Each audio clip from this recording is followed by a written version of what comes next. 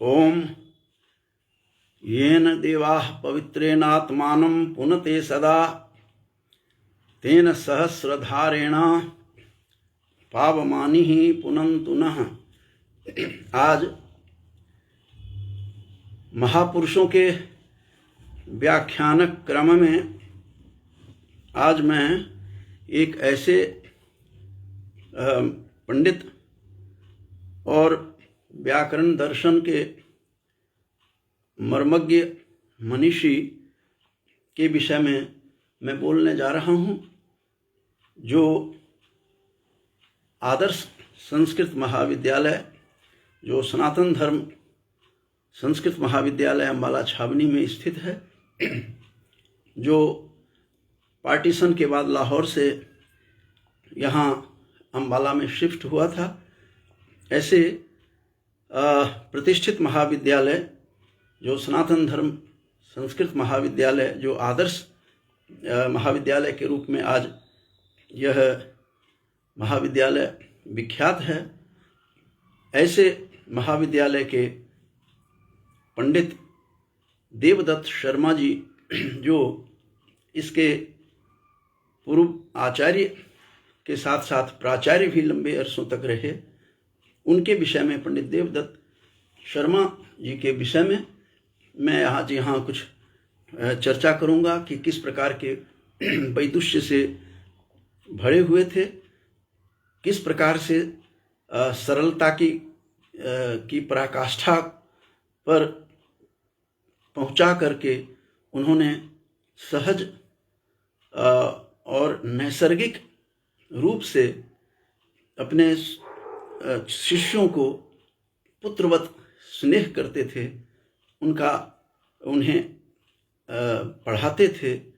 ऐसे महान विद्वान वैयाकरण पंडित देवदत्त शर्मा, पूर्व प्राचार्य, आदर्श सनातन धर्म संस्कृत महाविद्यालय अम्बाला छावनी हरियाणा के जो प्राचार्य रहे, उनके विषय में कुछ कहना चाहता हूँ।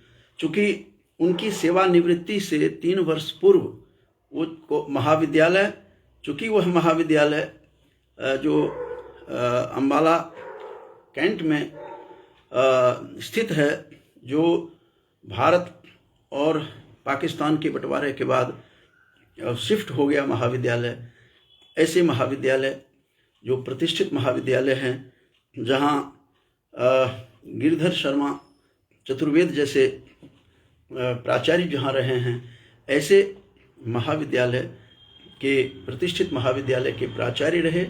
और ऐसे महानुभाव, ऐसे पंडित देवदत्त शर्मा जी का जन्म पंडित ब्रह्मानंद जी और श्रीमती ब्रह्मानंद जी के घर, ऐसे महान विद्वान जो बनते हैं, ऐसे बालक का जन्म अम्बाला के ही अम्बाला कैंट के निकट केसरी गांव में इनका जन्म हुआ था। और 1924 में इनका जन्म होता है, और स्वाभाविक था कि 1984 में ये सेवानिवृत्ति इनको यहीं से मिली, इसी महाविद्यालय से। और सेवानिवृत्ति से पूर्व प्राचार्य बन चुके थे, और वहीं से ये 84 में आदर्श बनने के बाद उनकी सेवानिवृत्ति वहीं से होती है। और ऐसे देवदत्त शर्मा के नाम से जो बालक का नामकरण हुआ, जो केसरी अम्बाला के हरियाणा में स्थित केसरी जो स्टेशन है, केसरी गांव में इनका जन्म होता है। और पंडित ब्रह्मानंद जी के कुल को इन्होंने अपने वैदुष्य से, बाद में ये किस प्रकार से वह बालक देखते देखते वट वृक्ष का रूप कैसे धारण करता है, उसके विषय में कुछ चर्चा करूँगा। और बाद में इनकी जो शिक्षा की शुरुआत हुई, शिक्षा का जो प्रारंभ हुआ होता है, वो उनको यहीं पर प्राज्ञ में जब ये पढ़ते थे, तो पंडित वहाँ पर एक से एक विद्वान उस दौर में हुए हैं। तो ऐसे लोगों से के पास सानिध्य को प्राप्त किया और कैसे उनको शिक्षा दीक्षा किस प्रकार से मिली, कैसे कैसे लोगों से पढ़े, तो उसके विषय में मैं कुछ बताना चाहता हूं कि इन्होंने विद्याधर धस्माना जी, जो तत्कालीन समय में यहीं पर जीएमएन कॉलेज में भी ये अम्बाला कैंट में प्रोफेसर रहे, मैंने भी इन्हें देखा है, पंडित विद्याधर धस्माना जी को। और ऐसे पंडित जी के विद्याधर धस्माना के पास इन्होंने अपनी शिक्षा अम्बाला शहर में उन्होंने प्रारंभ की। और पंडित विद्याधर धस्माना जी से इन्होंने यहाँ से विशारद, प्राज्ञ विशारद की शिक्षा वहीं से प्राप्त करने के बाद ये शास्त्री करने के लिए फिर लाहौर चले जाते हैं। और लाहौर में जाकर उस समय जो तत्कालीन पाकिस्तान था, वहाँ सनातन धर्म जो महाविद्यालय जिसके ये प्रिंसिपल यहाँ बने, प्राचार्य बने अम्बाला में आने के बाद, तो उसी महाविद्यालय में लाहौर से इन्हें शिक्षा मिलती है। और उस समय 1943 में वहीं से शास्त्री करने के बाद उनको 25 रुपये 1943 में मासिक रूप में छात्रवृत्ति भी मिली। और ये वहाँ पर सनातन धर्म का विशेष अध्ययन करने के लिए ये उस समय के महान पंडित गिरधर शर्मा चतुर्वेद, जो अम्बाला में भी इस महाविद्यालय के प्राचार्य फिर यहाँ भी बनते हैं, उनके सानिध्य में रह करके इन्होंने वहाँ पर शिक्षा प्राप्त की। ऐसे महान वैयाकरण के पास, और स्वाभाविक था कि ये व्याकरण के क्षेत्र में ये आगे बढ़ते। तो ऐसे पंडित देवदत्त शर्मा जी, जो सनातन धर्म संस्कृत महाविद्यालय, जो बाद में इनके सेवानिवृत्ति से 3 साल पूर्व 1981 में महाविद्यालय आदर्श स्कीम में भारत सरकार ने इसको अपने अधीन में किया, और ऐसे आदर्श महाविद्यालय के प्राचार्य भी बने। लेकिन वहीं पर उन्होंने इस महाविद्यालय में वर्षों इन्होंने पढ़ाया, और उसके बाद इन्होंने बहुत सारी ख्याति प्राप्त की। इनके मैं इनकी धर्मपत्नी सत्यवती जी का यदि नाम नहीं लूँ तो ये मेरे लिए भी कृतज्ञता होगी। तो इसलिए इनका जो विवाह माता सत्यवती जो हैं उनके साथ होता है। इसलिए चूँकि पंडित देवदत्त शर्मा जी के जो पुत्र हैं वो मेरे चूँकि सहपाठी रहे हैं एसडी कॉलेज अम्बाला कैंट में, इसलिए मैं इनके इस परिवार से और ज़्यादा जुड़ा हुआ हूँ। कई कारण थे। एक तो मेरे पिताश्री भी उसी महाविद्यालय में साहित्य और ज्योतिष के आचार्य के रूप में रहे, वर्षों उनके साथ उन्होंने कार्य किया। स्वाभाविक था कि मेरा भी सानिध्य मुझे भी प्राप्त हुआ पंडित देवदत्त शर्मा जी का। वे शांत प्रकृति के एक धुरंधर, एक महान विद्वान और व्याकरण के मर्म को समझने वाले थे। मेरे पिताश्री हमेशा बताया करते थे कि वे हरियाणा में उस समय चूँकि आचार्य की कक्षाएं नहीं हुआ करती थी, तो आचार्यांत तक पढ़ाने वाले आचार्य में पंडित देवदत्त शर्मा जी का नाम आता है। और फिर इन्होंने बहुत सारी लेख लिखते रहे, पत्र पत्रिकाओं में इनके लेख कई प्रकाशित होते रहते थे। इनके सनातन दर्पण एक पुस्तक है, वो पुस्तक भी इन्होंने लिखी, और न्याय सिद्धांत मुक्तावली पर भी हिंदी में इन्होंने टीका लिखी थी। और एक जो पुस्तक है इनकी शिव शक्ति निरूपणम, जो अभी अप्राप्य है, यह पुस्तक भी थी उनकी, जो गद्यात्मक शैली में लिखी हुई थी। एक बार मैं किसी विश्वविद्यालय के लिए आचार्य का प्रश्न पत्र बनाना था, तो मैं जब पुस्तकों को देख रहा था इसी संस्कृत महाविद्यालय में जाकर, तो पंडित देवदत्त शर्मा जी की एक पुस्तक मिली जो महाभाष्य की प्रश्नोत्तरी थी। वो बच्चों के लिए, छात्रों के लिए सहज रूप से स्वयं जैसे उपलब्ध होते थे उसी तरह से उन्होंने अपने इस महाभाष्य की जो प्रश्नोत्तरी थी बहुत ही सरल और सटीक उसमें उत्तर हुआ करता था। तो उसको भी मैंने देखा था। तो ऐसे महाभाष्य पर भी इन्होंने कलम चलाई, अपनी लेखनी चलाई, लगातार लिखते रहते थे।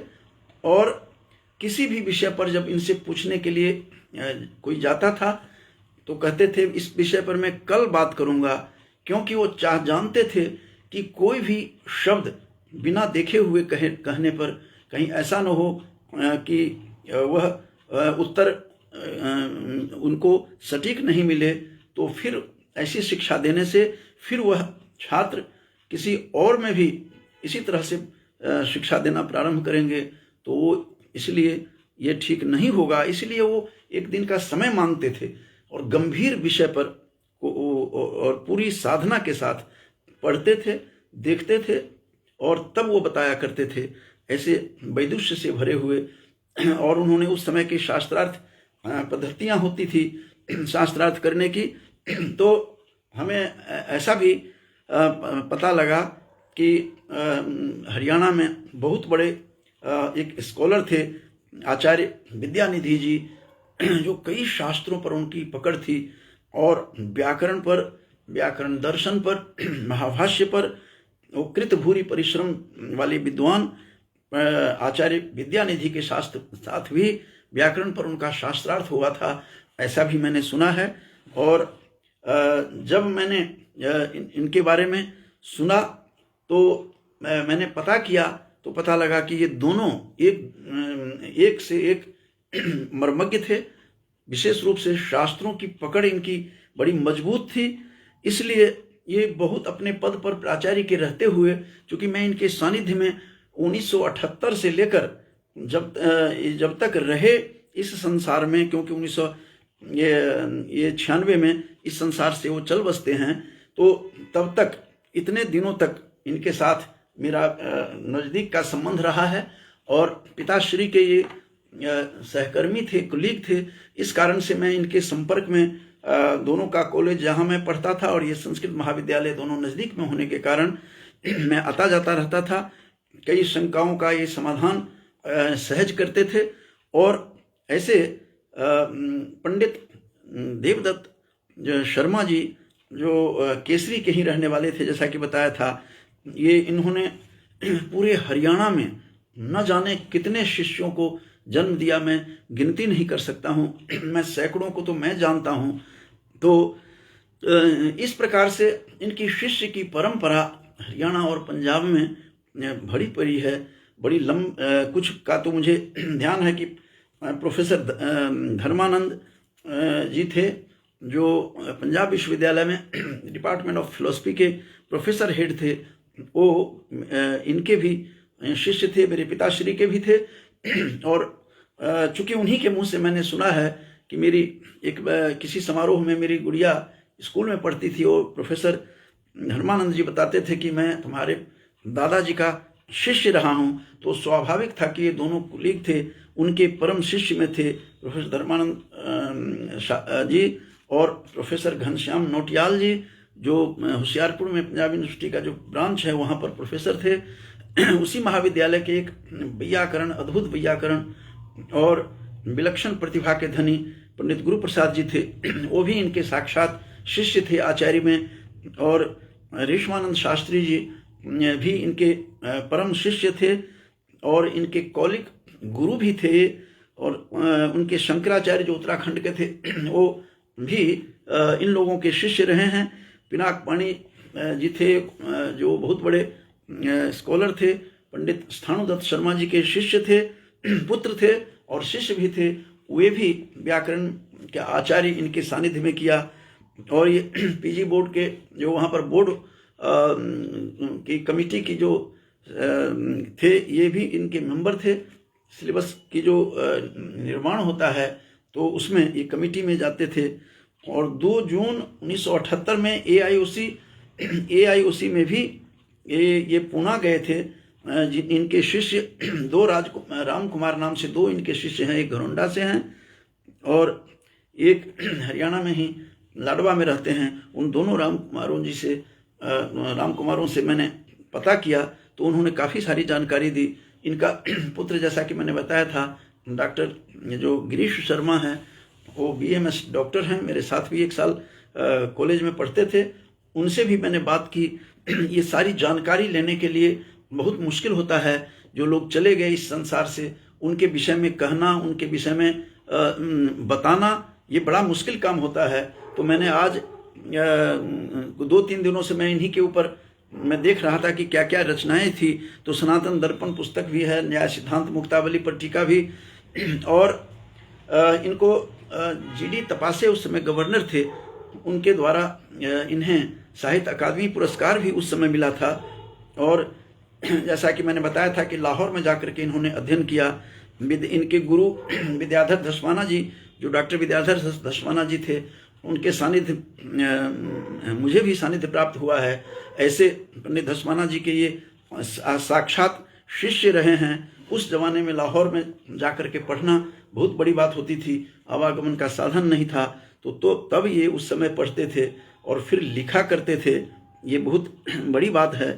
तो इस प्रकार से कई इनके शिष्य परंपराओं में एक बीरवर शर्मा, प्रोफेसर बीरवर शर्मा, एक मेरे भी मित्र रहे हैं। उन्होंने बताया था मुझे, बाद में एक्साइज एंड टैक्सेशन के वे पदाधिकारी रहे, अधिकारी रहे, ऑफिसर रहे एक्साइज एंड टैक्सेशन के। वो हमारे पिताश्री के भी और इनके भी साक्षात शिष्य रहे हैं। एक लीलाधर शास्त्री पंजाब के बहुत बड़े स्कॉलर थे, वे भी जो हिमाचल के थे, उस समय तत्कालीन पंजाब होता था, हरियाणा भी पंजाब में था, तो वहाँ इनके परम शिष्य होते थे। जैसा कि इन लोगों से मैंने, इनके शिष्यों से सुनता रहता हूँ। और प्रति वर्ष जो गुरु पूर्णिमा के दिन इनके जो शिष्य परंपरा है इतनी लंबी है, जैसा कि मैंने बताया था, प्रति वर्ष वो लोग एक इनकी मूर्ति को रख करके और उनके पुष्पांजलि देते हैं। प्रतिवर्ष मुझे भी उसमें आमंत्रित करते हैं, क्योंकि उनके जितने भी शिष्य पंडित देवदत्त शर्मा जी के रहे हैं, सभी मेरे पिताश्री के भी साक्षात शिष्य रहे हैं। और इस कारण से मुझे भी उसमें आमंत्रण देते रहते हैं। मैं भी जाता रहा हूँ और मैं इनके इतिहास के बारे में बताता रहता हूँ। ये इतने सहज थे, जितने वो सहज देखने में थे, उतने ही गंभीर विषयों का इनका विशेष अध्ययन था। और महीना में एक बार सुबह सुबह ये ऐसे सरल थे कि सुबह सुबह ये आ जाते थे घूमते हुए, मुझे मिलते थे और मुझे उठाते थे संडे वाले दिन, रविवार के दिन। अरे भाई कामदेव, तुम अभी उठे नहीं हो, सो रहे हो। फिर मैं उठता था, चरण स्पर्श करता था। और प्रतिदिन ये व्यायाम के रूप में, जो आजकल लोग मॉर्निंग वॉक करते हैं, ये हमेशा किया करते थे। और मुझे कहा करते थे कि नंगे पांव चलने से, इन दुर्वा के ऊपर चलने से आंख की रोशनी बढ़ती है। ये भी बताते हुए मैं कई बार कहता था कि आप कोई शूज वगैरह पहन के क्यों नहीं चलते। तब उसके जवाब में इन्होंने कहा था कि दुर्वा पर चलने से सुबह सुबह जो बहुत आंख की रोशनी बढ़ती है। और सहज रूप में बाबूजी से मिलने आते थे। इसी क्रम में मुझे भी इनकी सेवा करने का अवसर प्राप्त हो जाता था। तो इस प्रकार से ये अच्छे लेखक के रूप में भी थे। ये सहज रूप से ये लिखा करते थे। और जैसा कि मैंने बताया था कि कई कमेटियों में इनका नाम होता था। उस समय बहुत कम लोग हुआ करते थे और कई कमेटी में ये होते थे।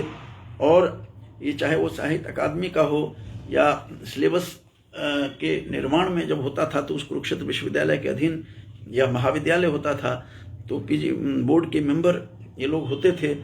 तो इस प्रकार से जब युवा समारोह होता था तो मेरा तो परम सौभाग्य रहा है कि एक बार यही 3 जजों में एक ये भी निर्णायक में थे और मैं लाडवा में वहीं पर बेस्ट एक्टर डिक्लेयर हुआ था, घोषित हुआ था। तो ये भी थे। और मैं जब इनको देखा, मैं चरण स्पर्श करने गया तो इन्होंने सहजता से कहा, भाई कामदेव तुम मेरे पास अभी मत आओ, क्योंकि मैं निर्णायक की भूमिका निभा रहा हूँ, ऐसा न लोगों को लगे कि इसके ये अपने हैं। तो इस प्रकार से ये लोग किस प्रकार से, किस दुनिया से, किस तरह से आए हुए थे इस संसार में, अपने आप में एक विभूति थे। और इतने सहज और सरल थे। और वहीं पर जब कुरुक्षेत्र में जब वो आए तो प्रोफेसर भट्टाचार्य जी से उनको मिलना था, जो गोपिका मोहन भट्टाचार्य जो तत्कालीन प्रोफेसर होते थे कुरुक्षेत्र विश्वविद्यालय में दर्शन। और ये बार बार मैं कहा करते थे कि प्रोफेसर भट्टाचार्य जी तीनों सर्वत्रास्ति समान गति ही उन्हें, चाहे न्याय शास्त्र हो या व्याकरण हो या साहित्य हो, सर्वत्र उनकी समान गति है। इसलिए मैं मिलना चाहता हूँ। तो ये लाडवा की जो मैंने कहानी सुना रहा था, यहाँ पर यूथ फेस्टिवल युवा समारोह हुआ तो उसमें मैं इनका इंतजार करता रहा। पता लगा कि वो अस्वस्थ हो गए हैं। तो इस प्रकार से वो सहज रूप से उपलब्ध होते थे। और उनके ऐसे बालक का, जैसा कि मैंने बताया था, एक श्री पंडित ब्रह्मानंद जी उनके पिताजी थे, उनके और उनके दादाजी का नाम भी हमें पता लगा है उनके पुत्र से कि पंडित अमोलक राम शर्मा इनके दादाजी का नाम था। इन लोगों के संस्कार से इनके पंडित देवदत्त शर्मा जी के एक भाई थे हरिदत्त शर्मा जी, वे भी संस्कृत के अच्छे विद्वान थे और हरियाणा सरकार से वे सेवानिवृत्त हुए थे। मैं इनको, इन सबको मैं अपने नज़दीक से जानता हूँ। और ऐसे विद्वान का प्रभाव, जैसा कि मैंने बताया था, इनका पुत्र मेरा सहपाठी है और उनकी जो पौत्री हैं पंडित देवदत्त शर्मा जी की, तो उसका प्रभाव एक वैयाकरण थे, इसीलिए उनका प्रभाव उनकी पौत्री पर पड़ा। और धारा जो अभी हरियाणा सरकार में अभी लेक्चरर है 10+2 स्कूल में, तो वो व्याकरण पर ही उसने शोध किया है। और पंडित देवदत्त शर्मा जी के पद चिन्हों पर चलकर उसने भी व्याकरण पर शोध कार्य किया है। तो इस तरह से संस्कार जो है बच्चों में स्वतः और स्वाभाविक रूप से संस्कार आ जाता है। और ये मैंने नज़दीक से देखा है कि जब भारत सरकार ने इस महाविद्यालय को लिया तो शास्त्र चूड़ामणि की योजना में उस समय जो पंडित स्थाणुदत्त शर्मा जी थे उसके साथ, और उसी समय उस कुछ दिनों के बाद बहुत बड़े विद्वान जो पटना संस्कृत महाविद्यालय के जो प्राचार्य थे, वो भी दोनों यहाँ पर शास्त्र चूड़ामणि के विशिष्ट विद्वान के रूप में प्रसिद्ध शर्मा जी थे, वो आए थे। और इन लोगों ने, पंडित देवदत्त शर्मा जी और मेरे पिताश्री ने भी दोनों शास्त्र चूड़ामणि की उपाधि भी प्राप्त की। और उन्होंने जो उस पर थीसिस लिखा था, और वो उसके जो गाइड के रूप में थे ये पंडित स्थाणुदत्त शर्मा जी, जो कुरुक्षेत्र के बहुत बड़े स्कॉलर होते थे। वेदों का उच्चारण, स्वर शैली, उच्चारण कैसे होता है, उदात्त, अनुदात्त और स्वरित, वो उनको वो बहुत ढंग से सहज रूप से बतलाते थे। ऐसे पंडित स्थाणुदत्त शर्मा जी के भी सानिध्य मुझे प्राप्त हुआ है। तो इस प्रकार से इन्होंने सहज रूप से कोई चीज़ पढ़ाते भी थे, और व्याकरण को हो या दर्शन का हो, कई बार वो बच्चे कहते थे साहित्य भी पढ़ा देते थे। और कोई भी बच्चा जब अस्वस्थ होता था, इनके शिष्यों से जब मैं सुनता रहता हूँ तो बताते रहते हैं कि कहते हैं, अरे तुम मेरे पास आओ, तुम्हारी सारी समस्याओं का समाधान मैं सहजता से कर दूंगा। तो इस प्रकार से हर तरह से ये इनकी वाणी, इनके सरस्वती, इनकी वाणी पर, जिह्वा पर सरस्वती निवास करती थी, जो ये कह देते थे और सहज रूप से हो जाता था। लेकिन लास्ट में एक बार जब इनके महाविद्यालय में यज्ञोपवीत संस्कार हर वर्ष हुआ करता था, इनकी सेवानिवृत्ति के बाद ये विशेष रूप से वहाँ यज्ञ में आहूत होते थे, यज्ञोपवीत संस्कार भी होता था बसंत पंचमी के दिन। तो इन्होंने मेरे से कहा, मेरी श्रीमती और हम दोनों ने उनको चरण स्पर्श समवेत रूप एक साथ किया। तो उन्होंने मुझसे कहा कि तुम इस मेरी पुत्रवधू को, मेरी बहू को लेकर मेरे घर पर आओ। कुछ ही दिनों के बाद इस संसार से वो चल बसे थे। वो पीड़ा मुझे आज भी सालती रहती है कि मैं उनके पास लेकर के नहीं गया। अचानक मुझे पता लगा कि 1996 में, 1996 में वो इस संसार से चल बसे। तो ऐसे सहज विद्वान जो व्याकरण के प्रकांड पंडित थे, किसी भी प्रकार की समस्याओं का। और कई प्रकार की शास्त्रार्थ शैली में इन्होंने खंडन मंडन की कई पुस्तकें इनकी हैं। मैं देखा करता था, जो मेरे पास लिस्ट नहीं है, लेकिन कई तरह के खंडन मंडन की दृष्टि से ये लिखा करते थे। तो ऐसे सहज विद्वान, सहज पंडित, जिनको हजारों शिष्य इस हरियाणा में हैं, जिनमें 100-150 को तो मैं नज़दीक से जानता हूँ, किस तरह की किस परंपरा से ये लोग पढ़ करके आए थे।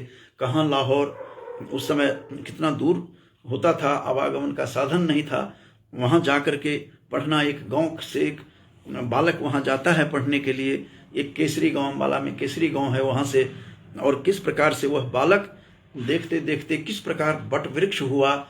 हमने तो बट वृक्ष होते हुए ही होकर के ही जब हो गए थे, तब हमने इनको देखा 1978 से लेकर, और जब तक रहे 1996 तक इनके सानिध्य में मुझे भी प्राप्त हुआ।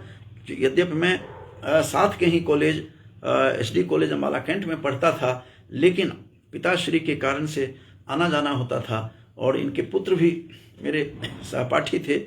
इस कारण से हम दोनों का हमारे परिवार का और उनके परिवार का स्वाभाविक था कि हमें स्नेह मिला। इनकी धर्म पत्नी, जो हमारे मित्र की माता श्री जो थी सत्यवती शर्मा जी, उनसे भी अपार स्नेह मिला। वो दोनों साक्षात सरलता के प्रतिमूर्ति, सहजता के प्रतिमूर्ति के रूप में हमने देखा है। एक विग्रह थे, और व्याकरण का ज्ञान उनका कूट कूट कर उनमें भरा हुआ था। और वो चाहते थे, चाहे वो रविवार का दिन क्यों नहीं हो, कोई भी छात्र गया तो निराश होकर के नहीं जाता था। तरह तरह की बातें इनके विषय में मैं सुना करता हूँ। और इतने सहज थे कि किसी भी विद्यार्थी को, एक तो छात्र इनसे डरा करते थे, नीचे हॉस्टल होता था, ऊपर ये रहा करते थे, तो विद्यार्थियों को ये हॉस्टल में देखा करते थे कि छात्र रात में पढ़ते हैं या नहीं, कहीं पढ़ते हैं कि खेल करते हैं कि बातचीत करते हैं।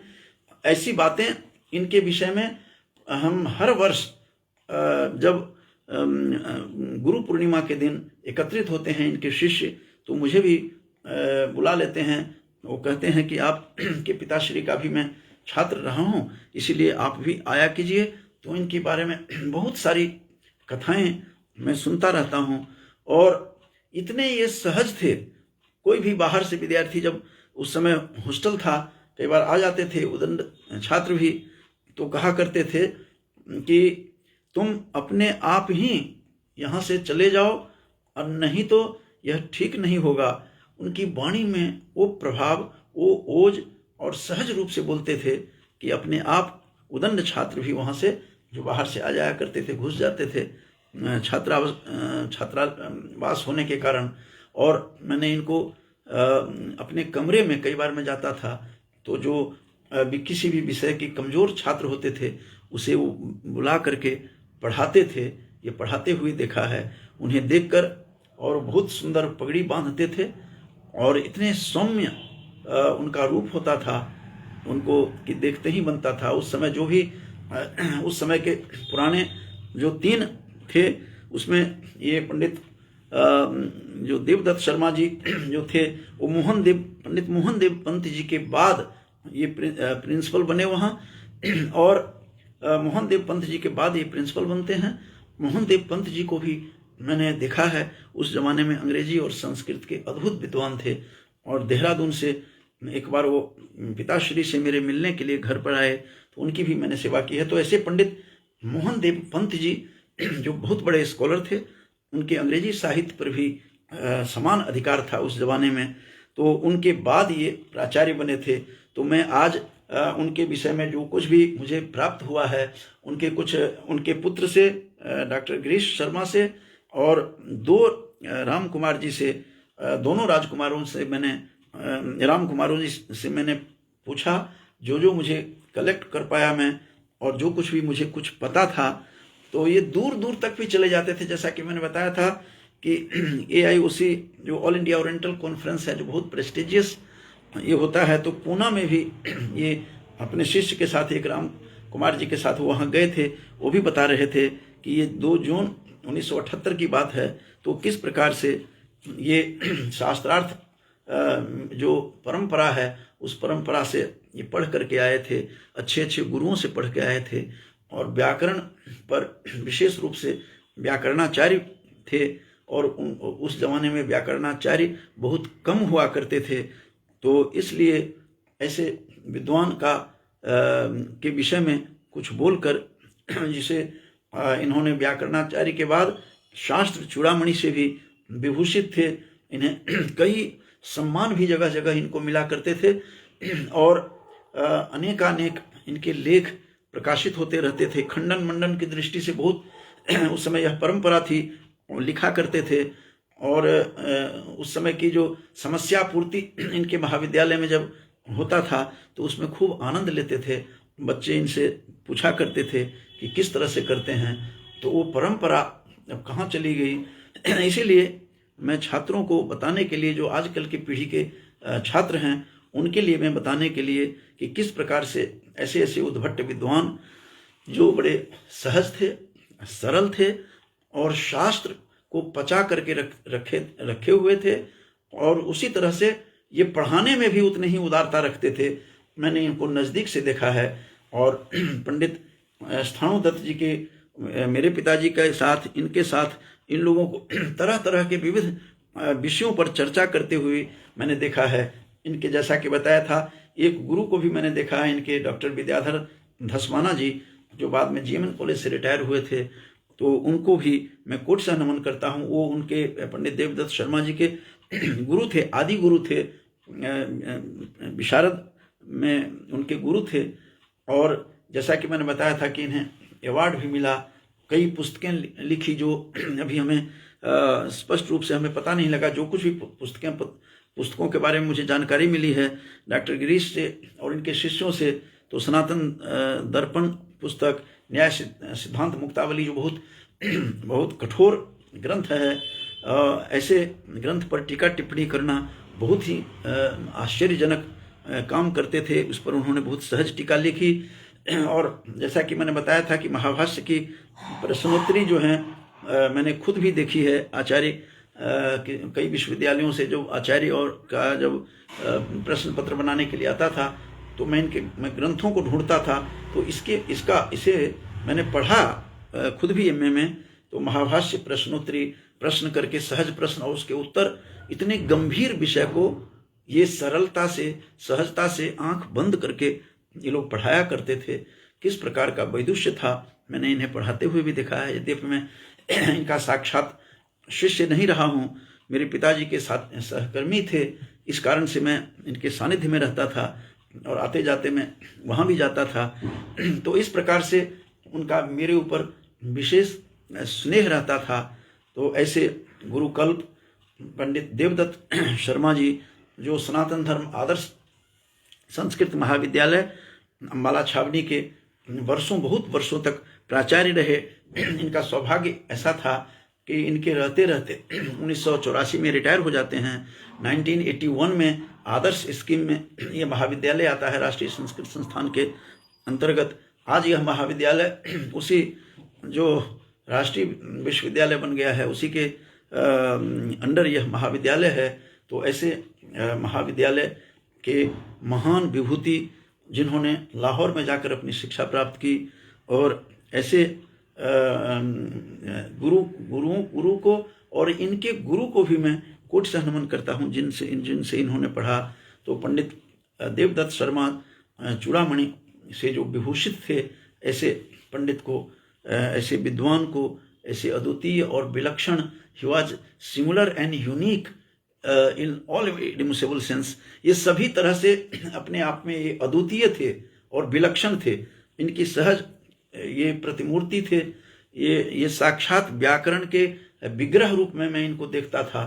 और जैसा कि मैंने बताया, इनसे बहुत कुछ सीखने का मौका यह मिला कि सहज में कोई जाए पूछने के लिए तो जवाब उसी समय नहीं देना चाहिए। इनकी और ये जब भी मैं किसी विषय पर महाभाष्य के पूछने जाता था, तो कहते थे, भाई कामदेव तुम कल आना, कल इस समय आना, अमुक समय में। तो मैं जाता था और पूरी के पूरी जानकारी देते थे। और पूरी जानकारी के बाद शास्त्रार्थ शैली में क्या क्या वहाँ पर प्रष्टव्य स्थल है, वो कहते थे कि तुम अपने पिताजी से भी इस विषय पर चर्चा करो, उनको भी इस चीज का गूढ़ तत्वों को पता है। लेकिन एक दूसरे को कैसे आदर करते थे। मेरे पिताजी इनके पास भेजते थे, उनसे पूछो, सहज विद्वान हैं। उनके पास पंडित गुरु प्रसाद जी वहाँ आचार्य थे, मेरे पिताजी सबके मित्र थे, सब कुलीग, और इनके साक्षात शिष्य थे। ऐसे लोगों के पास जाकर पढ़ना और बड़े बड़े जो प्रष्टव्य स्थल जहाँ जहाँ था, उन ऐसे स्थलों को नज़दीक से वो देख करके, जब तक नहीं देखते थे पढ़ाते नहीं थे। ये बात हमने सीखी है कि हठात किसी को नहीं कहना चाहिए। मान लीजिए हम बताते हैं बिना देखे हुए, और वो ऐसे जगह डिलीवर हो गया, फिर जिसको हम रिटर्न नहीं कर सकते, वो छात्र फिर किसी और छात्र को उसी रूप में पढ़ाएगा, वो बताते थे। इसीलिए पूर्ण विषय, उस विषय को गंभीरता से पढ़ो और तब पढ़ाया करो। तो इस तरह से वो विद्वान थे। उनके समय में 3 विद्वानों को जो श्रेष्ठ थे, जो बुजुर्ग थे, उस समय मैंने देखा है। इनका शिष्य एक सबसे वो भी सेवानिवृत्त हो गए हैं। वो इन लोगों को प्रतिदिन चरण स्पर्श करते थे। अध्यापक होने के बाद सेवानिवृत्ति तक भी मैंने देखा है कि ऐसे ऐसे इनके शिष्य थे, जिसमें राजेश्वर प्रसाद सेमवाल थे हमारे पिताजी के, और इन सबके शिष्य। तो 3 जो वयोवृद्ध थे, उन तीनों को आपस में कोऑपरेशन इतना बढ़िया था कि मैं बता नहीं सकता। तो इस प्रकार से ऐसे विद्वान को के विषय में चर्चा करके मैं अपने जिह्वा को पावन करता हूँ, और प्रतिदिन या एक सप्ताह के बाद जहाँ कहीं किसी अच्छे विद्वान का मुझे परिचय मिल जाता है, मैं आप लोगों के साथ शेयर करता रहता हूँ।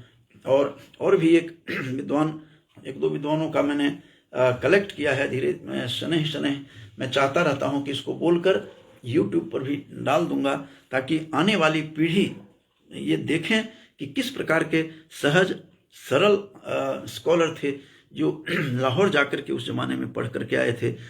चूँकि हमारे गांव में भी इन लोगों से 1924 में इनका जन्म है, और इन्हीं के समकालीन एक बहुत बड़े पंडित जनार्दन प्रतिहस्त जी भी उस समय लाहौर में जाकर के पढ़ते थे। मैंने पूछा नहीं कभी, लेकिन ये लोग आपस के उन्हीं दिनों ये जो सनातन धर्म अम्बाला में है, ये लाहौर में हुआ करता था, वो भी पढ़ने के लिए गए थे। उस समय कैसे लोग गए, कैसे पढ़ते थे, तो उस समय की और शास्त्र परंपरा से पढ़े हुए थे, और गिरधर शर्मा चतुर्वेद के सानिध्य प्राप्त था, उनसे भी पढ़े थे। तो ऐसे उनके गुरुओं को, उनको भी मैं कोटिशः नमन करके समाप्त करने से पहले मैं बताना चाहूँगा कि यह कॉलेज जिसमें वो रिटायर हुए एज ए प्रिंसिपल, वो 1916 में इसकी स्थापना लाहौर में हुई थी, और वहाँ से ये महाविद्यालय यहाँ आया था। और इस प्रकार से इस ऐसे प्रतिष्ठित महाविद्यालय का में अध्यापक रहे, और वहाँ प्राचार्य रहे, और एक अच्छे विद्वान के रूप में प्रसिद्ध रहे। ऐसे विद्वान को मैं कोटिशः नमन करके समाप्त करने से पहले, काफ़ी लोग काफ़ी देर से जुड़े हुए हैं पटना से। हमारे गांव के सहपाठी विपिन प्रसाद जी भी हैं, डॉक्टर चंद्र कुमार झा जी भी हैं, जो यहीं पास में अम्बाला के मौलाना MPN कॉलेज में प्रोफेसर झा जी, चंद्र कुमार झा जी वहाँ प्रोफेसर के पद पर हैं, संस्कृत विभागाध्यक्ष हैं, तो वो भी जुड़े हुए हैं। अनिल कुमार गुप्ता जी हैं, और निरंजन चौधरी जी भी जुड़े हुए हैं, और ये इन सब को ये भी जुड़े हुए हैं बिहार से ही। तो इन सब को मैं कोटिशः शुभकामनाएं देते हुए अपने वाणी को विराम देता हूँ। आज का मेरा प्रतिपाद्य जो संक्षिप्त पंडित देवदत्त शर्मा का संक्षिप्त जीवन परिचय मैंने दिया, जो ऐसे लोग दुर्लभ हैं और अलौकिक, ये लोग ऐसे व्यवहार में अलौकिकता जिनकी होती है, मेरे पिताजी बताते थे, वो शास्त्र में पारंगत होते हैं। तो इसीलिए ऐसे शास्त्र पारंगत विद्वान को मैं नमन करते हुए अपनी वाणी को विराम देता हूँ। जयतु संस्कृतम, जयतु भारत।